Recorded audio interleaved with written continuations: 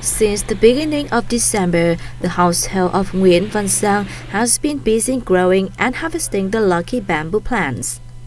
On average, every day his family can sell nearly 100 units of this plant in various shapes and sizes.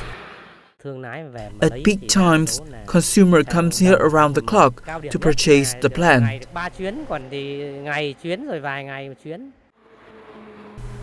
At Minh Tân Cornmeal, growing Phát Lộc plant has become the main earner for almost every family.